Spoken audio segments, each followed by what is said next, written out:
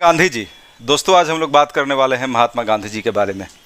महात्मा गांधी जी हमारे राष्ट्रपिता, कितना उन्होंने संघर्ष किया अपने जीवन में, आज आपको इस वीडियो के माध्यम से समझ में आने वाला है। हम लोग दोस्तों थोड़ी थोड़ी असफलताओं से घबरा जाते हैं।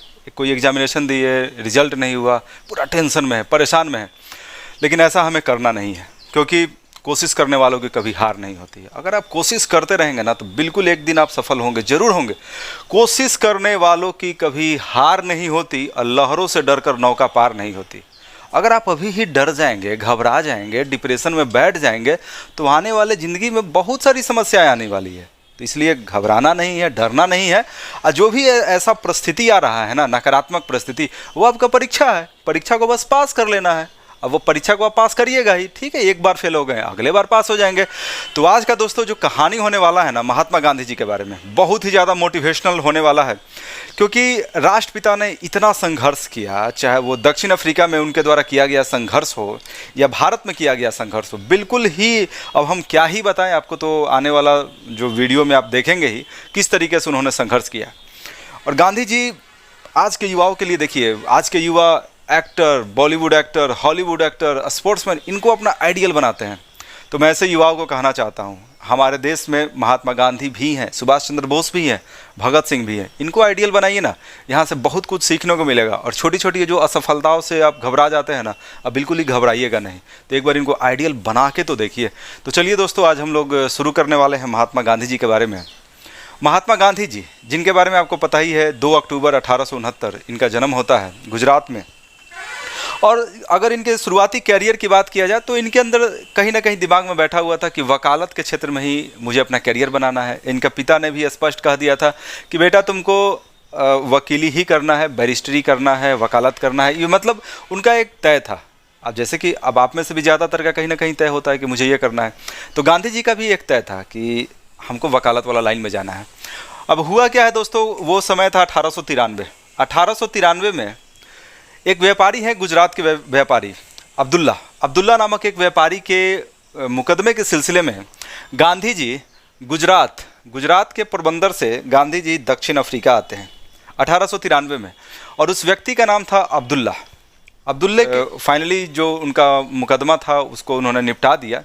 इसके बाद उनको वापस लौटना था गांधी जी को, लेकिन अफ्रीका में नस्लीय हिंसा बहुत ज़्यादा हो रहा था। नस्लीय हिंसा कहने का मतलब है, यहाँ पर जो भारतीय लोग रह रहे थे दक्षिण अफ्रीका में, उन पर अंग्रेज़ों का बहुत ज़्यादा शोषण हो रहा था। इसके अलावा जो अफ्रीकी लोग थे, मूल अफ्रीकी, उन पर भी बहुत ज़्यादा शोषण हो रहा था। थोड़ा सा एक बात आपको समझना होगा दोस्तों, 1947 के पहले, या आप ऐसा समझिए 1945 के पहले, यानी कि जब तक द्वितीय विश्व युद्ध समाप्त नहीं हुआ था 1945 में, उसके पहले तक पूरे दुनिया में लगभग 25 से 30% भूभाग पर अंग्रेज़ों का कब्जा था। दक्षिण अफ्रीका में भी अंग्रेज़ों का कब्जा था। दक्षिण अफ्रीका में भारत से, इंडिया से हजारों लोग यहाँ पर खेतीबाड़ी करने के लिए, एक मजदूर के रूप में, श्रमिक के रूप में, कारखानों में काम करने के लिए दक्षिण अफ्रीका और अफ्रीका महादेश के अन्य देशों में गए हुए थे। ठीक है। अब यहाँ पर मजदूरों का बहुत ज़्यादा शोषण हो रहा था। अब गांधी जी देख रहे थे। अब वो तो गए थे मतलब वकालत के लिए, उनको जो अब्दुल्ला नामक व्यापारी का केस लड़ना था वहाँ पर। लेकिन फाइनली उन्होंने बहुत कुछ देखा, जो शोषण हो रहा था लोगों का उसको भी देखा। तो उसके बाद उनके अंतरात्मा ने, एक अंतरात्मा से आवाज़ आया, उनके अंतरात्मा से यह आवाज़ आया कि नहीं, इस शोषण के विरुद्ध मुझे कुछ करना है। और थोड़ा सा आप ध्यान दीजिए, गांधी जी का कभी सोच नहीं था कि मुझे राजनीति में आना है। गांधी जी तो बस उनका एक कैरियर था कि भाई वकालत में मुझे कैरियर बनाना है। अब अचानक से जब नस्लीय हिंसा को देखते हैं, जब काला गोरा का जो भेद था बहुत ज़्यादा था, जब नस्ली हिंसा हो रहा है, तो गांधी जी के अंतर्मन ने कहा कि नहीं, संघर्ष करना है। और ये जो शोषण हो रहा है ना अंग्रेज़ों के द्वारा, इस शोषण को ख़त्म करना है। स्वयं गांधी जी के साथ एक बार ऐसा हुआ था दोस्तों, दक्षिण अफ्रीका में ही मैरिट्सबर्ग एक रेलवे स्टेशन है, उन्होंने प्रथम श्रेणी का टिकट कटवाया। गांधी जी भी सोचे कि थोड़ा आए हैं भाई, घूम लेते हैं दक्षिण अफ्रीका। तो दक्षिण अफ्रीका वो घूमने का मतलब वो मन बना लिए, तो प्रथम श्रेणी का टिकट कटवाएं, आराम से बैठ गए, सोचे कि अब घूमते हैं दक्षिण अफ्रीका, जोहान्सबर्ग, केप टाउन, जहाँ आजकल क्रिकेट का मैच भी होता है। तो घूमने के लिए निकल गए। अचानक से एक अंग्रेज़ टीटी आता है, तुम यहाँ क्या कर रहे हो, तुम इंडियन को यहाँ कुछ नहीं है, तुम लोग कूली है मैन, तुम लोग निकलो यहाँ से। इनको गांधी जी को धक्का दे करके प्रथम श्रेणी से निकाल दिया गया, प्रथम श्रेणी का डब्बा से, जबकि इनके पास प्रथम श्रेणी का डब्बा का टिकट था। इसके बाद मैरिट्सबर्ग रेलवे स्टेशन की यह घटना है। कपकपाती ठंड की रात थी। गांधी जी रात भर स्टेशन पर ही रहते हैं उस कपकपाती ठंड में, लेकिन गांधी जी एक मन ही मन एक तय कर लेते हैं, इस शोषण के खिलाफ संघर्ष करना है और संघर्ष को आगे बढ़ाना है। दोस्तों, हम लोग समझ रहे हैं गांधी जी के अभ्युदय के बारे में कि किस तरीके से एक ऐसा शख्सियत जिनका रुचि वकालत में था और किस तरीके से वह राजनीति में आ जाते हैं। तो अगर इस सबको समझना है कि किस तरीके से गांधी जी का रुझान राजनीति की तरफ आता है, तो दक्षिण अफ्रीका में जो कुछ भी हुआ उसको बहुत अच्छा से आपको समझना भी पड़ेगा। और दक्षिण अफ्रीका में देखिए क्या क्या, दक्षिण अफ्रीका में मैरिट्सबर्ग रेलवे स्टेशन पर क्या हुआ मैंने आपको अभी बताया। उसके बाद डरबन अदालत में ये पगड़ी पहन कर गए थे। गुजराती लोग पहनते हैं पगड़ी, तो ये पगड़ी पहन के गए हुए थे। तो वहाँ का जो अंग्रेज जज था उसने बोला कि नहीं पहले तुम पगड़ी उतारो। गांधी जी बोले कि नहीं हम पगड़ी नहीं उतारेंगे। गांधी जी थोड़ा सा जिद्दी तो थे ही, और जो भी महान लोग होते हैं थोड़ा सा उनके अंदर एक जिद तो होता है, एक सकारात्मक जिद होता है, वो जरूरी भी है। तो वहाँ भी उनको संघर्ष करना पड़ा, गांधी जी को वहाँ भी निकाल दिया गया। अब देखिए सबसे बड़ा सवाल ये है, बहुत लोगों के मन में होगा कि गांधी जी 1893 में जाते हैं, लौटते हैं 1915 में। आखिर ये 22 साल गांधी जी वहाँ रहते हैं, आखिर रहते क्यों हैं, सबसे बड़ा सवाल है। क्योंकि गांधी जी तो भाई जाते हैं एक मुकदमा के लिए, अब्दुल्ला नामक एक गुजराती व्यापारी के मुकदमा के लिए जाते हैं 1893 में। लेकिन इतना लंबा समय क्यों गुजार देते हैं? तो लंबा समय का कारण है, गांधी जी अपनी आंखों से देखते हैं कि लोगों का शोषण हो रहा है। अब एक ऐसा इंसान जो शुरू से आध्यात्मिक प्रवृत्ति का रहा है, जिसके अंदर लोभ लालच ऐसा कुछ नहीं है, बड़ा पद हासिल करने का कुछ ऐसा अभिलाषा नहीं था, तो क्या ऐसे जो एक भारतीय आदमी से देखा जाएगा लोगों का शोषण? तो गांधी जी से भी ये शोषण देखा नहीं गया। तो गांधी जी सोचे कि नहीं, हम यहाँ रहेंगे और रहकर संघर्ष करेंगे।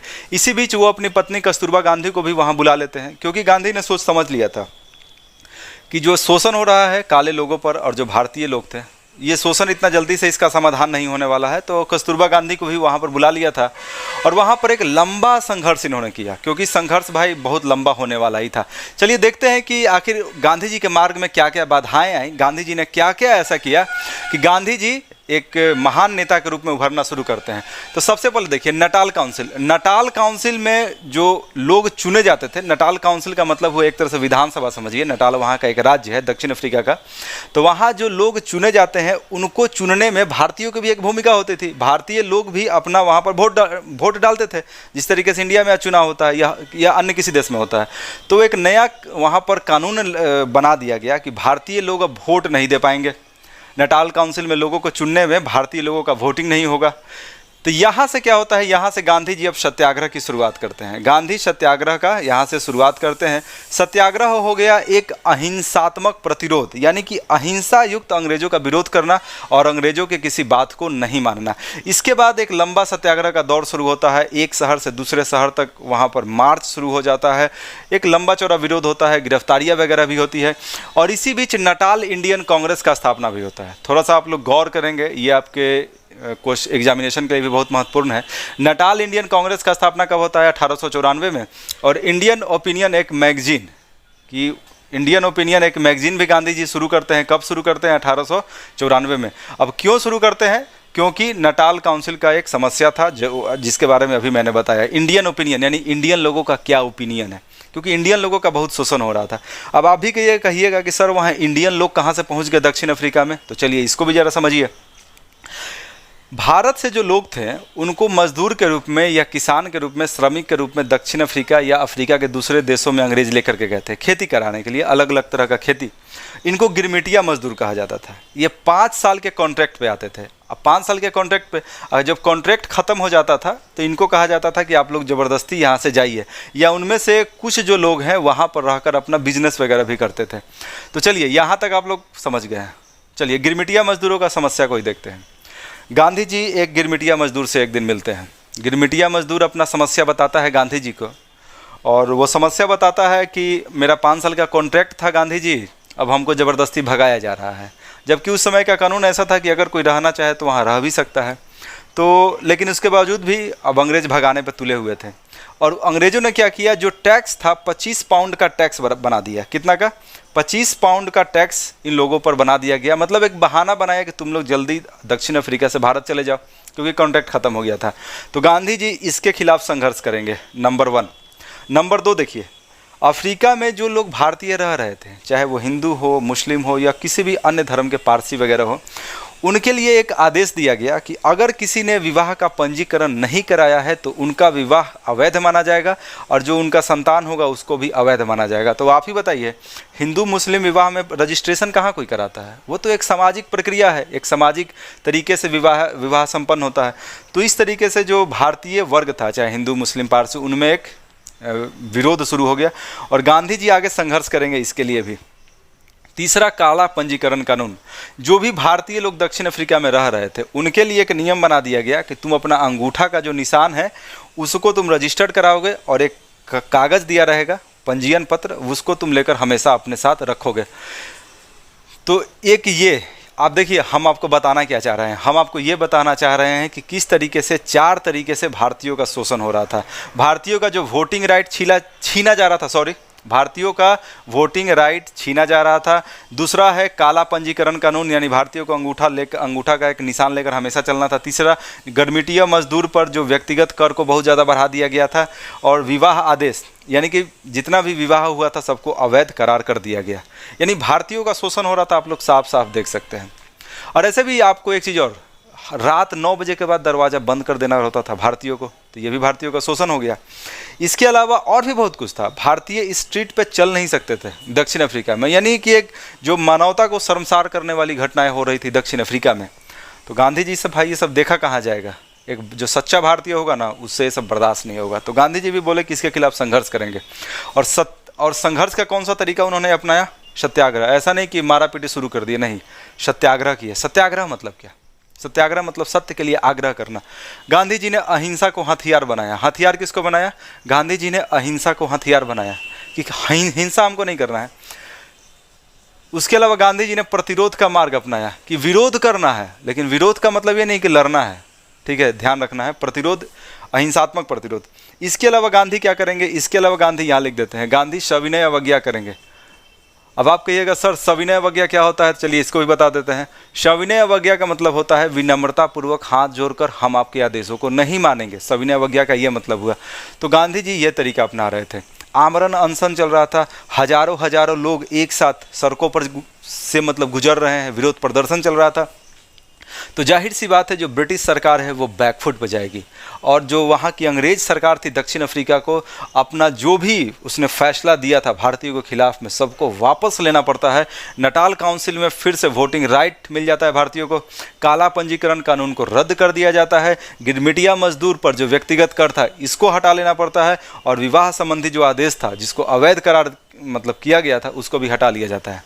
अब बताइए, गांधी जी एक ऐसी शख्सियत, न तलवार, न भाला, न गोली, न बंदूक और सिर्फ अहिंसा के हथियार के माध्यम से उस ब्रिटिश सरकार को झुकने पर मजबूर कर देते हैं जो उस वक्त दुनिया के 25% भागों पर शासन कर रही थी। तो आप अंदाज लगा सकते हैं अहिंसा और सत्याग्रह में कितना ज़्यादा ताकत है और इस ताकत का वो इस्तेमाल भारत में भी करेंगे अंग्रेजों के खिलाफ। गांधी जी 9 जनवरी 1915 को भारत आते हैं। तो जब गांधी जी जब भारत आते हैं तो ऐसा नहीं था कि गांधी जी से लोग अपरिचित थे। गांधी जी को ज़्यादातर भारतीय जान चुके थे। अब कहिएगा कैसे जान गए थे? तो गांधी जी ने इतना संघर्ष किया, अंग्रेज़ों के बहुत सारे कानूनों को उन्होंने बदलवा तक दिया। जो भारतीय वहाँ रह रहे थे उनको एक सम्मानजनक जीवन वो जी सके ऐसा उन्होंने माहौल तैयार करवाया। तो लोग जान चुके थे और जो भी अप्रवासी भारतीय थे उनके सगे संबंधियों के माध्यम से बहुत सारे लोग जान रहे थे, मैक्सिमम लोग जान गए थे। अंतर्राष्ट्रीय अखबारों में भी गांधी जी के बारे में खबरें छप रही थी कि दक्षिण अफ्रीका में क्या कर रहे थे, भारत में भी छप रहा था। तो लोग उनसे अपरिचित नहीं थे, लोग उनको जान चुके थे। गांधी जी के बारे में किवंदती, बहुत सारे किवंदतियाँ प्रचलित थी गांधी जी के बारे में कि एक भारतीय व्यक्ति है, वो ऐसा करते हैं, वो ऐसा पता नहीं कौन सा जादू कर रहे हैं, कितनी ताकतवर ब्रिटिश सत्ता को वो हरा देते हैं, अंग्रेज़ों को बार बार झुकने पे वो मजबूर कर देते हैं। तो बहुत सारी मतलब भारत में उनको लेकर के बहुत सारी बातें प्रचलित थी कि पता नहीं कौन सा जादू करते हैं कि अंग्रेज़ों को बार बार वो झुकने पर मजबूर कर देते हैं। तो इस तरह की बहुत सारी बातें हो रही थी गांधी जी के बारे में जब वो भारत लौटते हैं। अगर उस समय की स्थिति को देखा जाए, क्योंकि देखिए गांधी जी जब भारत के राजनीति में जब गांधी जी का एंट्री होता है 1915 के बाद से, तो परिस्थितियाँ काफ़ी अनुकूल थी। ये एक सपोर्टिव तत्कालीन राजनीतिक परिस्थितियाँ कैसी थी? जब गांधी जी 1915 में भारत आते हैं तो भारत की जरा राजनीतिक स्थिति को देखते हैं। सबसे पहले देखते हैं गर्मपंथियों के बारे में। गर्मपंथियों ने दोस्तों आपको पता ही है कि स्वदेशी आंदोलन में इनकी महत्वपूर्ण भूमिका थी। अंग्रेजों के खिलाफ एक बहुत ही कड़ा और एक ताकतवर संघर्ष चलाया था। हालांकि उसमें फाइनली गर्मपंथियों को हार का सामना करना पड़ा था, लेकिन 1907 में जब कांग्रेस का बंटवारा हुआ तो 1907 में कांग्रेस के बंटवारा के बाद गर्मपंथी कहीं ना कहीं बिखर से गए थे और गर्मपंथियों का जो प्रभाव है वो भारत की राजनीति में बहुत कम हो गया था। तो एक तो गर्मपंथियों का प्रभाव जब गांधी जी आते हैं तो वो न के बराबर था। नरमपंथियों की स्वीकार्यता भारतीय समाज में वैसे ही बहुत ही कम थी, क्योंकि नरमपंथी का जो तरीका था अनुनय विनय, अंग्रेजों के सामने हाथ जोड़कर इस तरीके से प्रार्थनाएं करते थे, तो नरमपंथियों का जो प्रभाव था समाज में वैसा भी नहीं, ऐसा था ही नहीं। जहाँ तक क्रांतिकारी आंदोलन की बात है तो अंग्रेजों ने क्रांतिकारी आंदोलन का 1917-18 तक दमन ही कर दिया था, आपको ये भी पता होना चाहिए। इसके अलावा होम रूल आंदोलन की अगर बात किया जाए तो प्रथम विश्व एनी बेसेंट भी चला रही थी और बाल गंगाधर तिलक भी चला रहे थे। बाल गंगाधर तिलक पुणे में और एनी बेसेंट मद्रास में। लेकिन होम रूल आंदोलन में वो एनर्जी, वो जोश, वो जुनून देशभक्ति का दिख ही नहीं रहा था जो गर्मपंथियों के द्वारा दिखाया गया था 1905 से 1907 के बीच। यानी दोस्तों अगर ओवरऑल बात किया जाए तो भारत में एक राजनीतिक शून्यता की स्थिति थी। यानी भारत में राजनीतिक तौर पर स्वतंत्रता आंदोलनों को लीड करने वाला कोई व्यक्ति या कोई संगठन उतना प्रभावी था ही नहीं।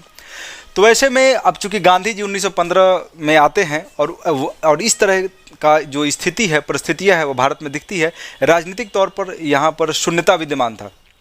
तो वैसे में जाहिर सी बात है कि गांधी को भारतीय राजनीति पर छा जाने का एक मौका मिलता है और गांधी वास्तव में भारतीय राजनीति पर छा भी जाते। गांधी जी 1893 में दक्षिण अफ्रीका जाते हैं और अंततः 1915 को 9 जनवरी के दिन वो आते हैं और 9 जनवरी को इसीलिए प्रवासी भारतीय दिवस भी मनाया जाता है। लेकिन इसी बीच गांधी 2 बार भारत आते हैं, एक 1896 में और एक 1901 में, और कांग्रेस के 2 अधिवेशनों में वो भाग भी लेते हैं। सवाल भी पूछा जाता है कि गांधी जी ने पहली बार कांग्रेस के अधिवेशन में कब भाग लिया था, तो 1896 में वो जब आए थे।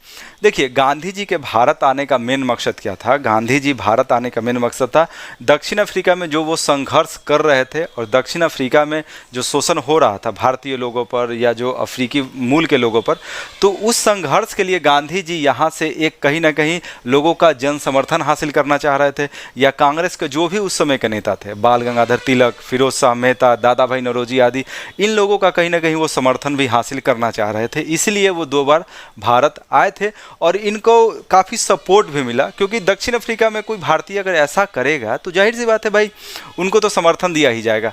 और एक चीज़ और हुआ दोस्तों, गांधी जी की जो राजनीतिक स्वीकार्यता थी, स्वीकार्यता, वो भारत में कहीं ना कहीं वो बढ़ रही थी जिस तरीके से वो दक्षिण अफ्रीका में सब कुछ कर रहे थे।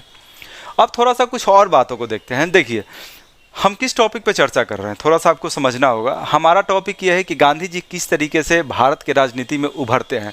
अब जैसे कि आप किसी भी नेता को देखिए भारत में, जैसे नरेंद्र मोदी हो गए, नीतीश कुमार हो गए, या कोई भी योगी या ममता बनर्जी, हर नेता का को अगर आप देखिएगा तो कहीं ना कहीं उनका जो पूरा पृष्ठभूमि है काफ़ी साधारण सा रहता है और काफ़ी संघर्ष के बाद वो एक मुकाम तक पहुँचते हैं, किसी भी पार्टी के नेता हो। तो उसी प्रकार गांधी जी की भी यहाँ बात हो रहा है कि गांधी जी ने आखिर कौन कौन सा संघर्ष किया कि उस मुकाम तक पहुँचते हैं कि जब वो भारतीय स्वतंत्रता संग्राम को पूरा लीड करते हैं। इसी को इस वीडियो के माध्यम से हम समझने वाले हैं। और बहुत सारे जो पीटी फैक्ट हैं, जो आपका कोई भी पीटी एग्जामिनेशन हो, मेंस एग्जामिनेशन हो, आप ऑब्जेक्टिव एग्जामिनेशन आपको देना है या सिविल सर्विसेज का देना है, हर स्टूडेंट के लिए ये वीडियो बेनिफिशियल है। चलिए महात्मा बनने की ओर उनका सफ़र को देखते हैं। 1896 में भारत आते हैं और 1897 में फिर वो लौट जाते हैं दक्षिण अफ्रीका। जब दक्षिण अफ्रीका लौटते हैं तो दक्षिण अफ्रीका में इनके खिलाफ मतलब लोग काफ़ी आक्रामक रहते हैं, कुछ अंग्रेज लोग। इन पर जानलेवा हमला भी होता है, इन पर जानलेवा हमला होता है एक व्यक्ति के ऊपर, और यानी वो व्यक्ति महात्मा गांधी थे। और हमला के बावजूद भी गांधी जी बोलते हैं कि अच्छा चलिए कोई बात नहीं है, गलती हो गया, उसको खुद एहसास नहीं है कि उसने गलती किया है, यानी गांधी जी माफ़ी कर देते हैं। अपने ऊपर हमला करने वाले को भी अगर एक शख्सियत माफ़ कर देता है तो उस शख्सियत के बारे में आप क्या कहेंगे? तो हमारे बापू, हमारे प्रिय बापू महात्मा गांधी इस तरीके से महात्मा बनने का एक सफ़र शुरू करते हैं दक्षिण अफ्रीका से ही। इसके बाद उपवास। अब देखिए वहाँ पर एक जोहानसबर्ग से कुछ किलोमीटर दूर वहाँ पर एक स्कूल का एक बोर्डिंग टाइप का स्कूल का वो स्थापना करते हैं, ठीक है। और वहाँ के कुछ युवाओं ने कुछ नैतिक तौर पे कुछ गलतियाँ की है। इसके बाद गांधी जी सारा का जिम्मेदारी अपने ऊपर लेते हैं कि पता नहीं कैसे गलती कर दिया उन्होंने जो स्कूल शुरू किया था वहाँ पर। इसके बाद गांधी जी उपवास करते हैं, 7 दिन का उपवास करते हैं। उपवास आप समझ सकते हैं, अन्न जल त्याग करके 7 दिन।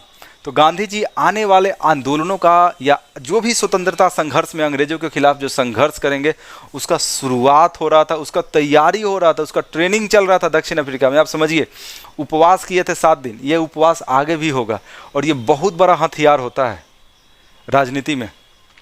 उसके बाद ब्रह्मचर्य। देखिए ब्रह्मचर्य का उन्होंने प्रेरणा कैसे लिया, ब्रह्मचर्य उनके जीवन में कैसे शामिल हुआ।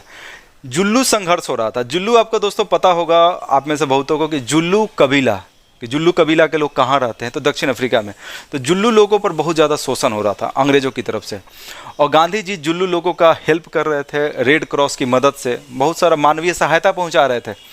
तो उस संघर्ष के दौरान गांधी जी ने एक बात को समझा कि जीवन में अगर अस्थायी तौर पर कुछ आगे करना है या मजबूत इरादा अपने अंदर बैठा के रखना है, मन की शक्ति को अगर ताकतवर बनाना है, या बहुत अगर लंबा संघर्ष करना है या लंबा संघर्ष लड़ना है किसी बहुत बड़ी शक्ति के खिलाफ, तो ब्रह्मचर्य आवश्यक है। तो उसके बाद से ही गांधी जी ने ब्रह्मचर्य का मतलब अपने अंदर सोच लिया कि मुझे ब्रह्मचर्य का पालन करना है।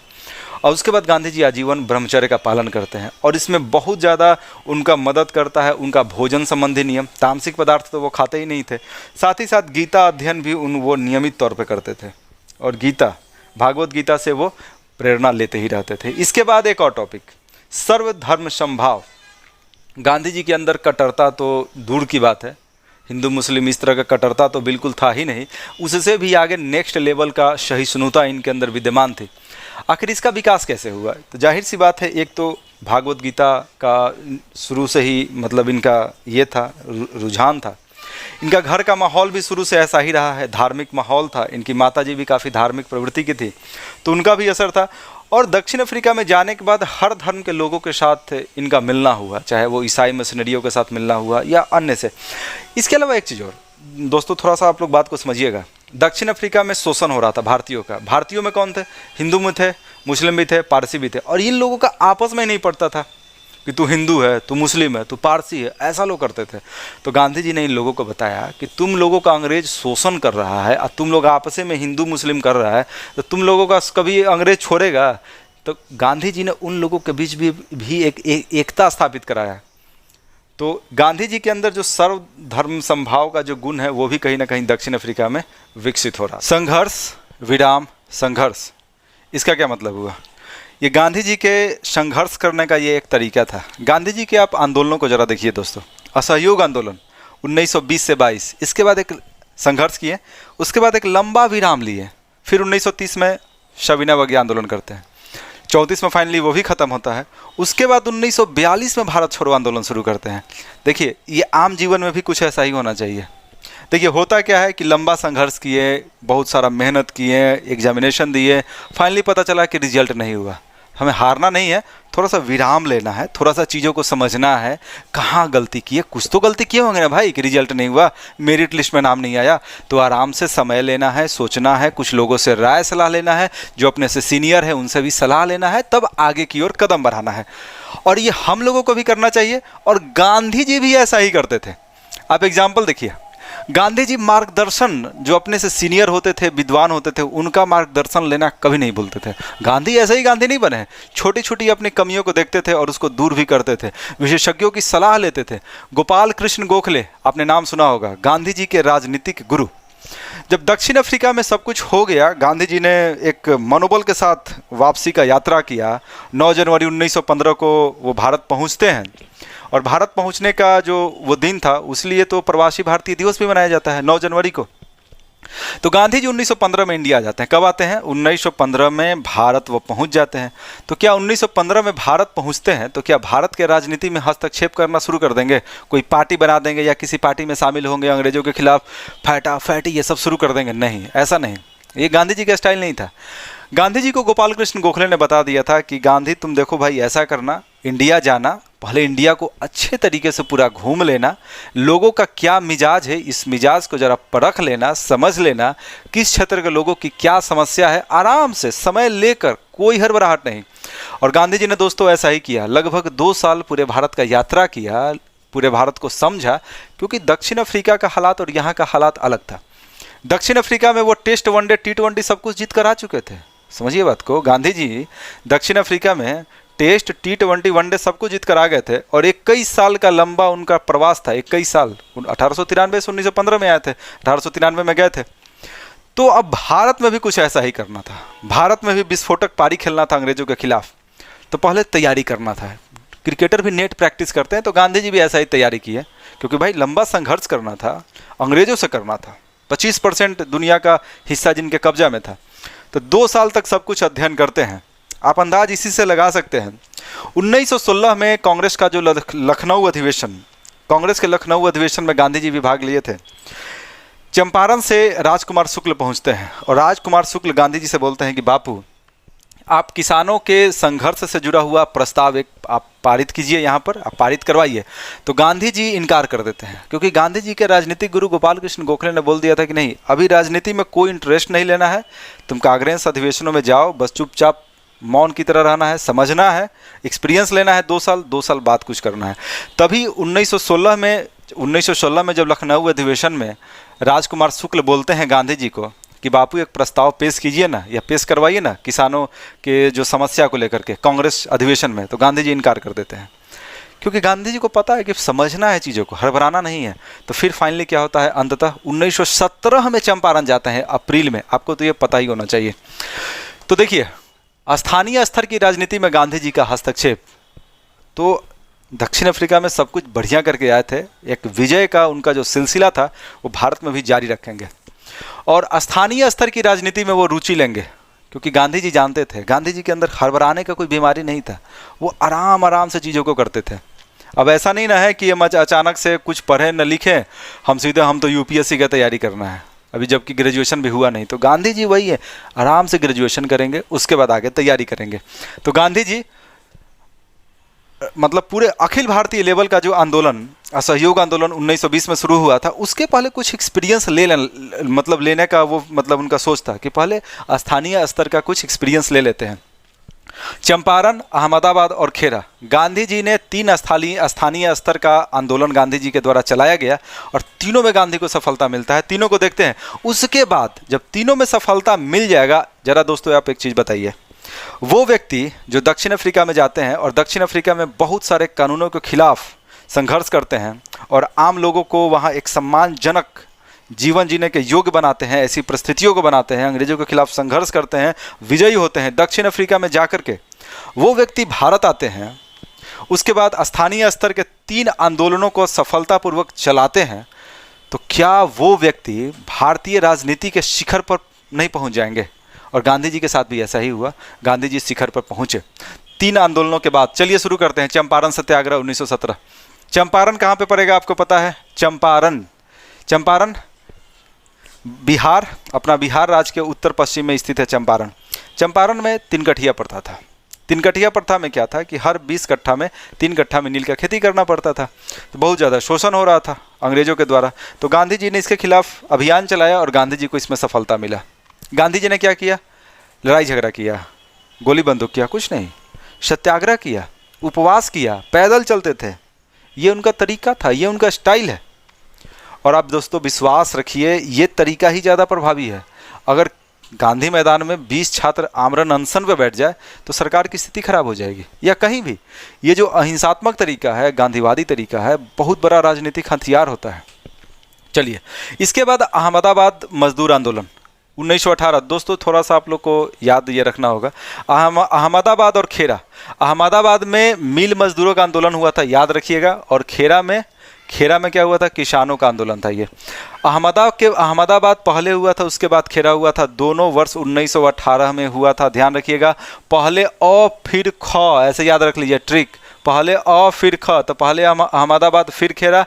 अहमदाबाद मजदूर आंदोलन 1918 क्यों हुआ था? प्लेग बोनस को लेकर के। और ये खेड़ा जो हुआ था ये किसानों की समस्या से जुड़ा हुआ था। पहले इसको थोड़ा सा आप समझिए सारांश में। अहमदाबाद मिल मजदूर आंदोलन क्या था? अहमदाबाद के मिल मजदूरों में प्लेग बोनस को घटा दिया गया था। देखिए थोड़ा सा एक बात को समझिए, ये घटना 1918 का है। प्रथम विश्व युद्ध में भारत के तरफ से बहुत लोग भाग लिए थे और भारत के पैसे से ही अंग्रेज विश्व युद्ध लड़ रहे थे। तो भारत में गरीबी बहुत ज़्यादा हो गया था, मुद्रास्फीति बहुत ज़्यादा हो गया था, महंगाई बहुत ज़्यादा हो गया था, बेरोजगारी बहुत ज़्यादा बढ़ गया था। तो ऐसे में जो मिल मजदूर हैं उनका एक बोनस दिया गया था। और साथ ही साथ कुछ वर्ष पहले महामारी भी आया था, प्लेग महामारी गुजरात के क्षेत्र में।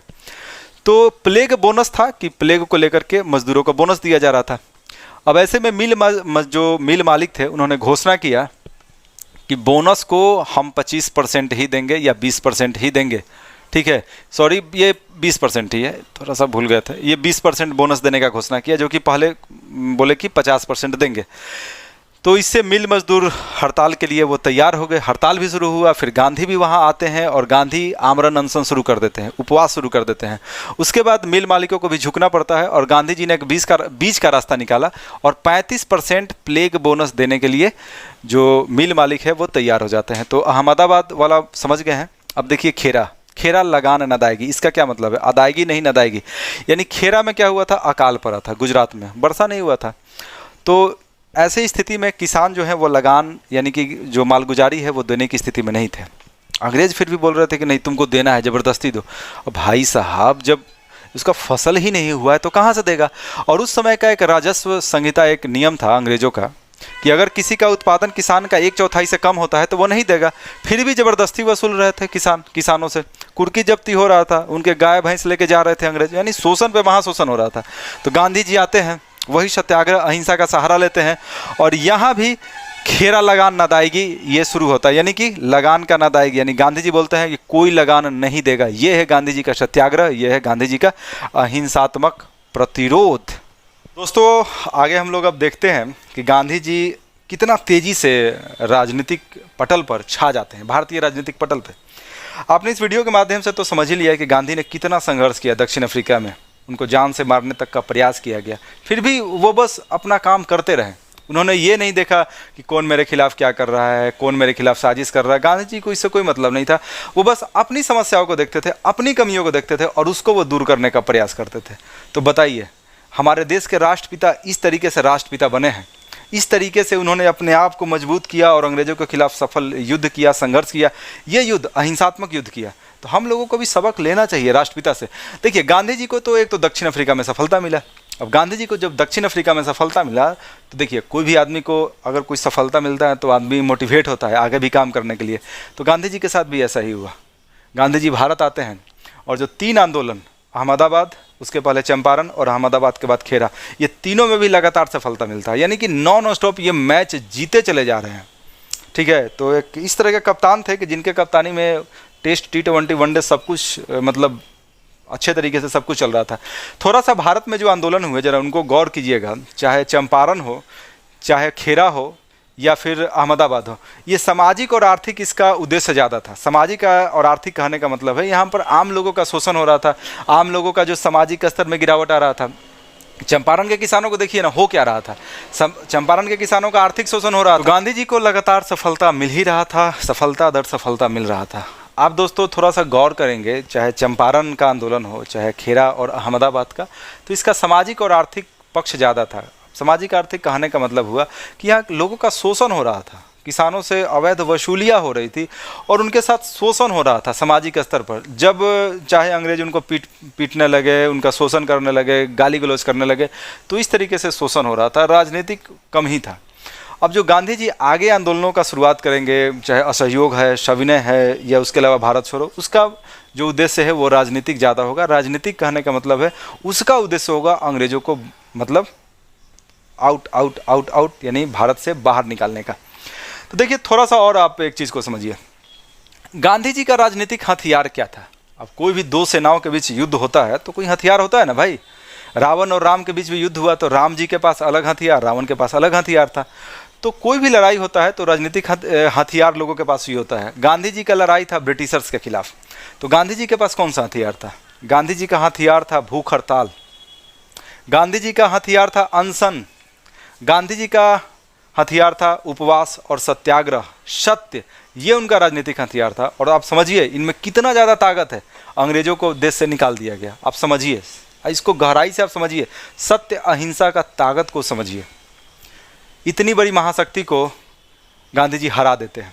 चलिए एक चीज़ और थोड़ा सा आपको समझना होगा। जब गांधी भारत की राजनीति में आते हैं, भारतीय राजनीति में छा जाते हैं, उसके पहले भारत में राजनीति का केंद्र बिंदु हुआ करता था महाराष्ट्र और बंगाल। जो राष्ट्रवादी चेतनाएं हैं, यानी जो देशभक्ति की भावना का संचरण हो रहा था, सबसे ज़्यादा हो रहा था बंगाल और महाराष्ट्र में।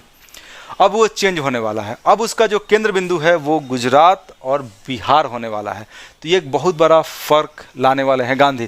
तो केंद्र बिंदु और जो राष्ट्रवादी भावनाओं का जो केंद्र बिंदु है वो महाराष्ट्र और बंगाल से गुजरात और बिहार की तरफ शिफ्ट हो जाता है। और दोस्तों अंततः हम यही कहेंगे कि जिस तरीके से दक्षिण अफ्रीका में उन्होंने नॉन स्टॉप सफलता हासिल किया, भारत आकर के स्थानीय स्तर की 3 आंदोलनों को वो सफलतापूर्वक संचालित करते हैं, उसके बाद सोचना ही था। उसके बाद वो अखिल भारतीय राजनीति में हस्तक्षेप करते हैं और जल्द ही उनका वर्चस्व स्थापित हो जाएगा। देखिए उनका कोई ऐसा कोई मकसद नहीं था कि हमको राजनीति में वर्चस्व स्थापित करना है, लेकिन किसी भी आंदोलन को लीड करने के लिए, इतना बड़ा संघर्ष करने के लिए एक नेता तो चाहिए। और गांधी जी इस तरीके से एक महान नेता के रूप में 1920 में उभर कर भारत के सामने आते हैं और वो ऐसा संघर्ष करेंगे आने वाले 27 वर्षों में कि अंग्रेज़ों को भारत से निकाल कर ही दम लेते हैं। तो दोस्तों इस तरीके से गांधी जी का पूरा जो कहानी है वो थोड़ा सा मोटिवेशनल है, थोड़ा सा क्या बहुत ही मोटिवेशनल है। और उम्मीद है कि आपके अंदर भी एक नया आत्मविश्वास का संचार हुआ होगा। Thank you.